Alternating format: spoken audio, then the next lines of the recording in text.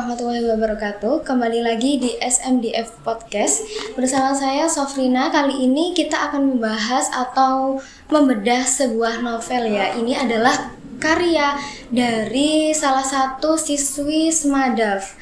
Biasanya novel yang dibuat oleh anak SMA itu kan bergenre romance gitu kan ya. Kali ini novelnya fantasi. Jadi akan menarik jika kita bahas ini. Kali ini kita udah bersama dengan Kak Vindi. Halo guys. Ini Kak Vindi, apa kabar nih? Baik. Jadi aku manggil Kak atau Vindi atau panggil Miss? Vindi aja sih biar lebih deket. Vindi aja ya. Kak Vindi ini mempunyai nama panjang Vindi Artika Septifani. Tetapi Vindi punya nama pena. Nama penanya itu adalah Vindis. Pakai S ya belakangnya. Vindis ini kira-kira ada filosofinya, Kak? Nggak ada sih, cuma biar menarik aja. Karena awalnya pakai nama asli, pakai Vindi gak ada S-nya, biar ketambahan. Itu kalau di Inggris itu kan kepemilikan, jadi biar jadi punya Vindi artinya. Vindi gitu ya, biar akrab kita semua tuh ya.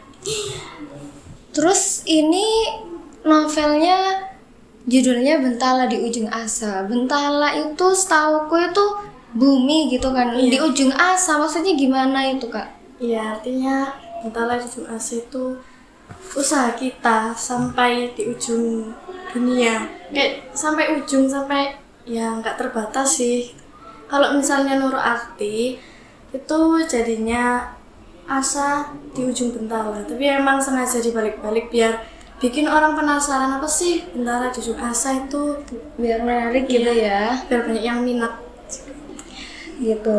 Ini tadi ada pertanyaan yang ketinggalan sih. Ini tadi kan di awal kan diceritain ya. Ini novel fantasi. Kenapa Vindi ini milih genre yang fantasi? Biasanya kan anak SMA kan romance gitu loh. Iya sih, soalnya kalau fantasi tuh kita mainnya sama imajinasi, jadi emang suka imajinasi, suka berhalu lah. Berhalu. Kalau misalnya mau bikin romance tuh gak ahli gitu dalam percintaan. Kira-kira udah pernah menjalani melampaui romance gitu? Nggak pernah, jadi nggak ahli. Nggak ahli ya guys.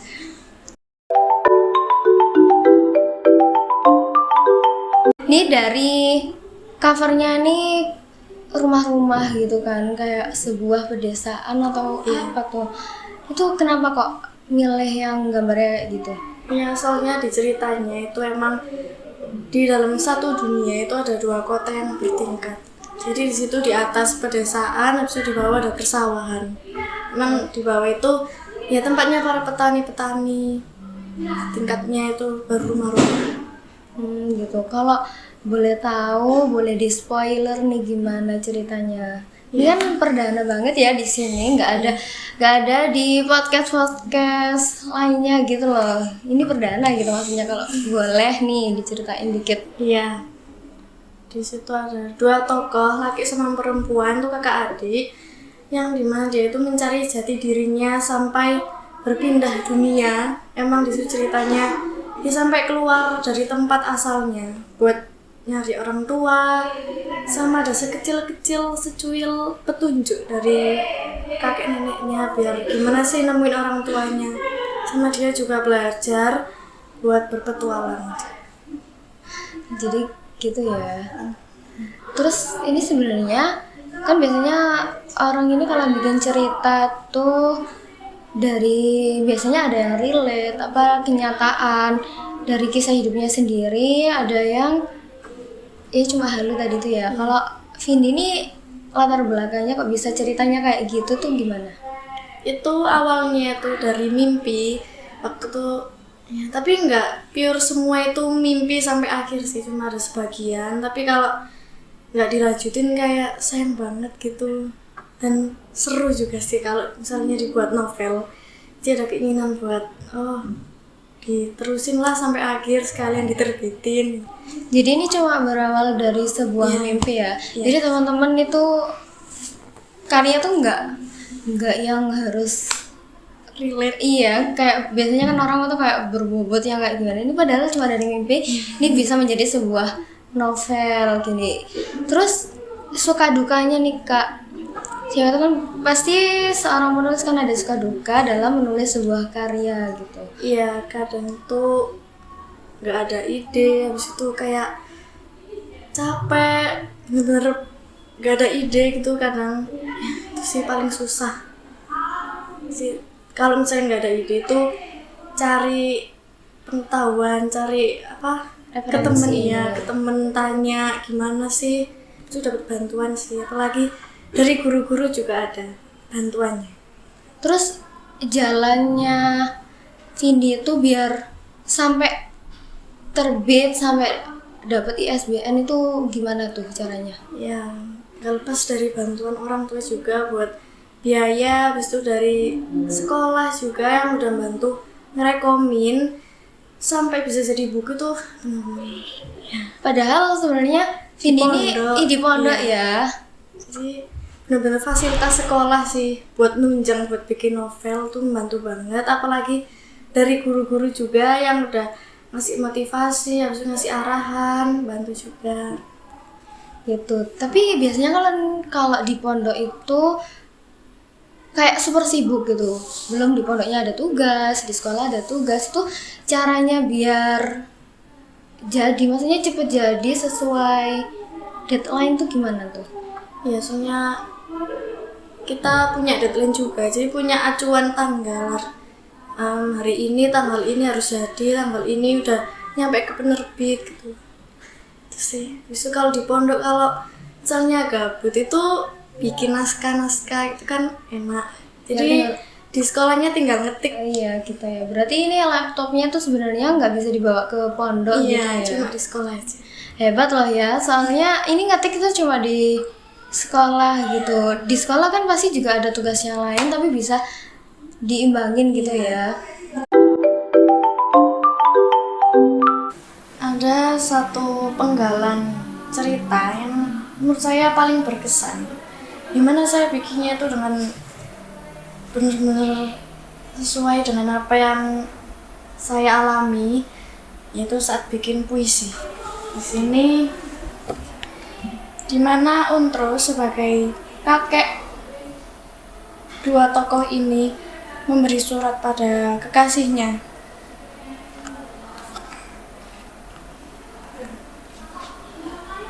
Di sini saya bacakan isi surat yang diberikan oleh kekasihnya tentang rasa. Hei, kau Untro, yang kala itu wajahmu, bahkan senyumanmu yang membuatku terus memikirkanmu. Dimana aku tak lagi sanggup hanya untuk sekedar mematut-matut, bahkan mengingatmu, meninggalkan perasaan gelebah yang membelenggu. Budak akal dan sukma terus bersarang hingga memilih untuk hilang. Kau tahu apa yang terjadi lekas itu? Kau kembali. Semesta terlalu lucu untuk mempermainkan ini.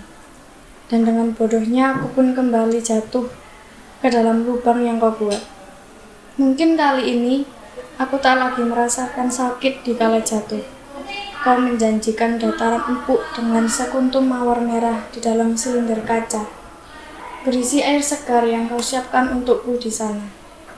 Bahkan kau siap mengobati kala ada luka yang tergores. Walau sekecil organisme dalam biologi, kau menjanjikan air atau uap yang akan membersihkan debu itu. Dan kau juga memberiku beribu janji karena kesalahanmu yang kala itu. Bolehkah aku kembali menaruh hati atau perasaan padamu? Karena rasa itu akan tetap ada walau di puncak intensi. Wah, luar biasa sekali ya, ini dalam novel bisa ada puisi sebagus itu. Kira-kira kenapa kok penggalan itu yang menarik, yang bagus gitu menurut kamu? Ya, karena bikinnya yang super lama. Sebenarnya sih nggak mau memunculkan surat itu dan cerita. Itu kayak emang ada di buku cerita, ada penggalan di buku diary. Ada penggalan puisi ini. Jika mau diapain kalau nggak dicantumin di situ ya. Jadi saya cantumin Berarti aja. itu dibuatnya nggak, maksudnya sebelum pembuatan penulisan novel Iya. gitu ya? Dari sebelum memang udah pernah bikin puisi, tapi ya gitu. Ini yang puisi yang paling lama dibuat karena panjang dan lama, apalagi nyusun bahasanya juga. Ya kalau dengar-dengar bahasanya itu kan bahasanya kayak pernah kenal gitu. Apakah Kak Vindi ini punya idola dalam sastra atau bahasa gitu kan? Penulis. Iya, penulisan.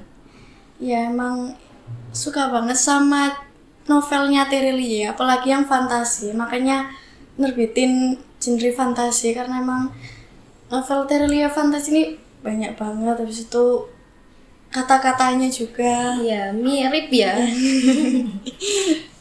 Terus pasti teman-teman kan udah kepo, udah penasaran gimana ceritanya. Nah, kalau udah kepo sama penasaran sama ceritanya harus beli dong. Nih gimana Kak caranya beli? Ya kalian tinggal ketik aja di pencarian di Shopee atau Tokopedia, itu udah keluar Di Tinggal TikTok aja. siapa tahu ya kan? Iya. Coming soon. Iya. Terus ini di penerbit ya biasanya juga ada ya? Iya. Penerbitnya boleh tahu Kak? Ya, AE Publishing. Gitu ya di situ. Jadi teman-teman bisa beli di penerbitnya langsung, terus bisa juga ya nerbitin, siapa tahu teman-teman terinspirasi Iya. juga dari Vindi nih. Gitu kan ya. Terus oh iya, pesan-pesannya ya, yang paling penting itu Iya. pesan-pesan buat teman-teman yang lain.